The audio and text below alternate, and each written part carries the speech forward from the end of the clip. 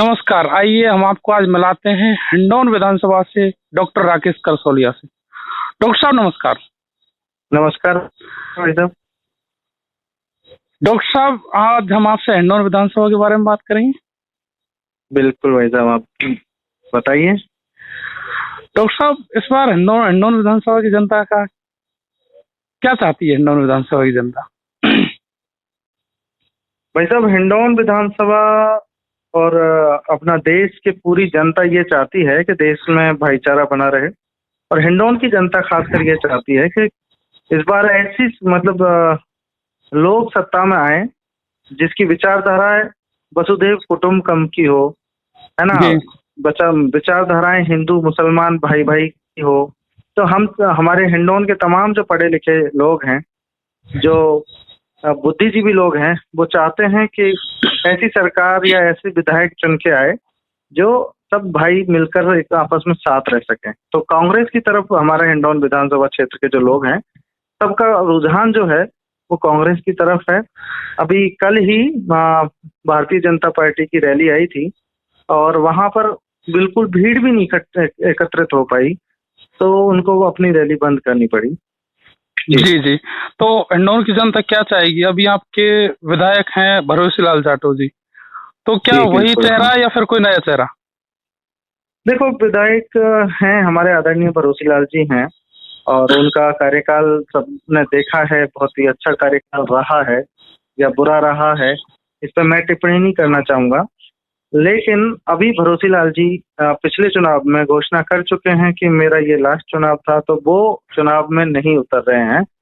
वो चाहते हैं कि उनका जो बेटा है जी या उनके परिवार से कोई आदमी, ब्रजेश जी जाटव हैं, जी उन हमसे उम्र में बड़े हैं, बड़े भाई हैं। तो वो चाहते हैं, विधायक साहब चाहते हैं कि उनका बेटा विधायक उनकी जगह विधायक की कुर्सी संभाले। तो आपको क्या लगता है कैसा होना चाहिए, या फिर कोई नया चेहरा नया कार्यकर्ता जो पार्टी के देखो लिए जब तत्पर हो उसको मौका मिलना चाहिए? देखो देखो ऐसा है कि जब 40 साल से विधायक जनता ने बनाया है, तो ऐसा तो है नहीं कि घर घर के वोट लेके वो विधायक बने हैं, या कोई भी हम विधायक जैसों को अपने मेहनत वोटों से करनी विधायक पड़ती है ना बनता भाई। हो। जनता के और सब कार्यकर्ताओं कुछ के वोटों से ही विरासत विधायक में ही बनता मिलता है। है। तो मैं समझता हूँ कि आपका जब कार्यकाल पूरा हो चुका है या आप जीत नहीं रहे हो, कोई भी, जैसे बहुत सारे क्या होता है कि दो दो तीन तीन बार हार जाने के बाद में भी पब्लिक उनको नेग्लेक्ट करने के बाद में भी चाहते हैं कि मैं ही चुनाव लड़ूं। तो ऐसी स्थिति में कार्यकर्ताओं को मौका कब मिलेगा? तो मैं चाहता हूँ कि हिंडौन की जनता करसोलिया जी, हिंडौन की जनता क्या जी, चाहती है? हिंडौन की जनता नया चेहरा बदलाव या चाहती सेम है। बदलाव चाहती है? बिल्कुल नया चेहरा चाहती है, और ऐसा चेहरा चाहती है जो सबको साथ लेके चले और पढ़ा लिखा हो, जो मतलब निर्विवादित हो, सबको पसंद करते हम, मतलब सारी जनता जिनको जी जी पसंद जी करती है। जी करसोलिया जी, जी। हम आपसे पूछना चाहेंगे कि 17 बायोडाटा हमारी एक हम्म, रिपोर्ट के हिसाब से हमें जानकारी मिली कि 17 बायोडाटा है हिंडौन विधानसभा से, जी बिल्कुल 17 बायोडेटा हैं। और उनमें एक आपका 17। भी नाम है। हम्म भाई साहब, 17 तारीख तक जब कांग्रेस कमेटी का जो आदेश आया था कि हर ब्लॉक स्तर पर इच्छुक जो लोग हैं वो विधानसभा को चुनाव लड़ना चाहते हैं, वो ब्लॉक अध्यक्ष को जी अपना बायोडेटा दे सकते हैं। तो जी मैं जहां तक समझता हूं कि पिछले 10 साल से या पिछले 15 साल से या पिछले 5 साल से हम बहुत कम लोग हैं जो तैयारी कर रहे थे, जिनमें नाम है डॉक्टर राकेश करसोलिया का, जो आप जिनमें खुद हो। नाम है अनीता, हाँ, जिनमें नाम है अनीता जाटव जी का, और भरोसी जी के बेटे का नाम तो ऑलरेडी है ही, क्योंकि भाई वो पद पे हैं।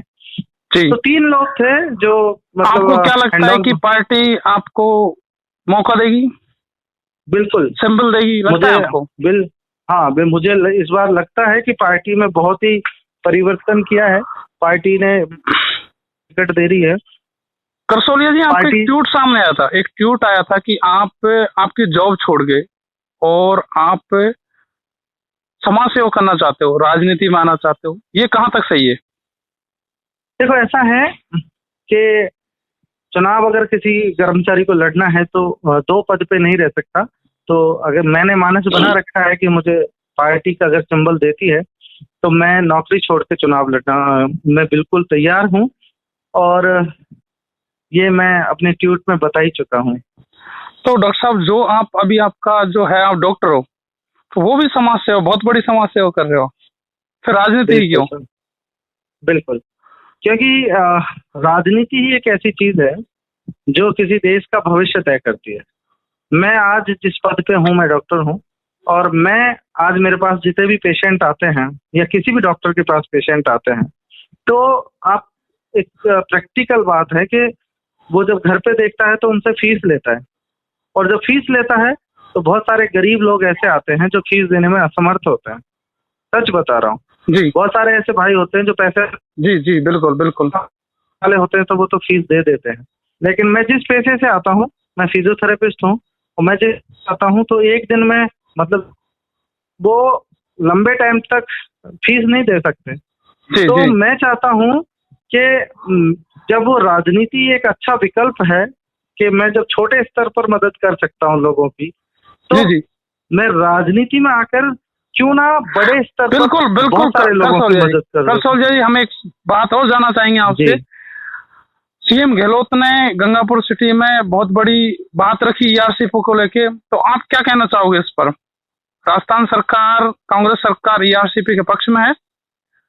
आज बिल्कुल, सीएम कांग्रेस गहलोत ने बहुत बड़ी बात रखी, उस पर आप क्या कहना चाहोगे? आपका कोई मत पक्ष?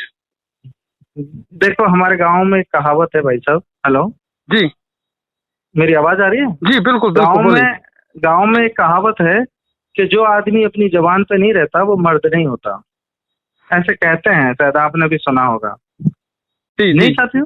आपका निशाना सीधा केंद्र सरकार पे। जी, एक्चुअली क्या है, जब अशोक गहलोत एक सूबे का मुखिया ये कह रहा है कि हम ईआरसीपी के लिए आप जो चाहे, जो जैसे चाहें, हम कोरे कागज पे साइन करके दे दें कि वही ईआरसीपी लागू कर दो, और उसी टाइम जब मोदी जी इसका जवाब देते हैं कि अशोक गहलोत जी अगर लिख के दें, है ना, और एमपी की सरकार अगर लिख के दे तो मैं ईआरसीपी लागू कर दूं।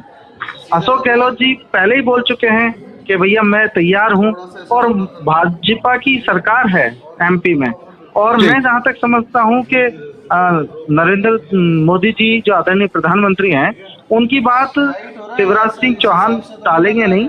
तो अगर वो एक फोन करेंगे तो शिवराज सिंह जी भी यस कर देंगे। लेकिन मंशा ये है कि ईआरसीपी लागू नहीं करना चाहते हैं। अब इसके पीछे पता नहीं क्या कारण है, मुझे ये समझ में नहीं आ रहा है। तो करसौलिया, आपका कहना है कि इस बार हिंडौन की जनता को नया चेहरा चाहिए, और हिंडौन की जनता ने मन बना लिया है कांग्रेस के लिए। जी बिल्कुल। बहुत बहुत धन्यवाद, बहुत बहुत साधुवाद आपको अपना कीमती समय देने के लिए। थैंक यू भाई साहब, आपका बहुत बहुत धन्यवाद। आपने हमारी आवाज जनता तक पहुंचाई, निस्वार्थ मेरी आवाज को आप जनता तक पहुंचा रहे हो। इसके लिए आप ऐसे मतलब अच्छे पत्रकार के रूप में मैं आपको धन्यवाद देना चाहता हूँ। बिल्कुल, बहुत बहुत धन्यवाद।